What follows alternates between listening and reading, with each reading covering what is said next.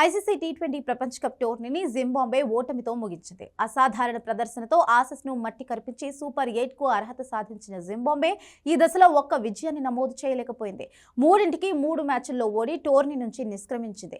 ఢిల్లీ వేదికగా ఆదివారం జరిగిన మ్యాచ్లో సౌత్ ఆఫ్రికా 5 వికెట్ల తేడాతో జింబాబ్వేను చిత్తు చేసింది. ఈ గెలుపుతో గ్రూప్ 1 టాపర్గా సౌత్ ఆఫ్రికా సెమీఫైనల్కు అర్హత సాధించింది.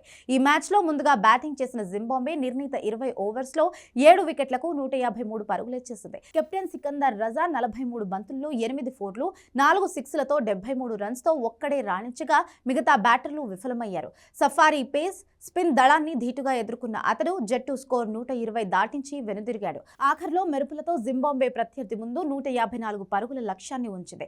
ఈ టోర్నీలో నిలకడైన ప్రదర్శన కనబర్చిన బ్రియాన్ బిన్నెట్ ఈ మ్యాచ్లో విఫలమయ్యాడు. సౌత్ ఆఫ్రికా బౌలర్స్లో కార్బిన్ బోష్, క్వేనా మఫాకా రెండేసి వికెట్లు తీయగా George Linde, Lungi Ngidi, Anrich Nortje తలో వికెట్ తీశారు. అనంతరం సౌత్ ఆఫ్రికా 17.5 ఓవర్స్లో 5 వికెట్లకు 154 పరుగులు చేసి గెలుపొందింది.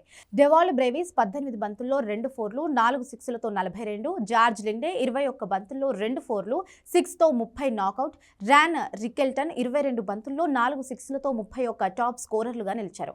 జింబాబ్వే బౌలర్స్లో సికందర్ రజా 3 వికెట్లు తీయగా బ్లెస్సింగ్ మజార్బానీ, బ్రాడ్ ఈవాన్స్ తలో వికెట్ తీశారు. కాగా ఈ టోర్నీలో ఇప్పటి వరకు ఆడిన అన్ని మ్యాచ్లలోనూ సౌత్ ఆఫ్రికా గెలిచింది. సూపర్ 8లో 3 మ్యాచ్లు గెలిచి అజేయంగా సెమీస్కు చేరింది. కోల్కతా వేదికగా బుధవారం జరిగే తొలి సెమీఫైనల్ మ్యాచ్లో న్యూజిలాండ్తో సౌత్ ఆఫ్రికా అమీతుమీ తేల్చుకోనుంది.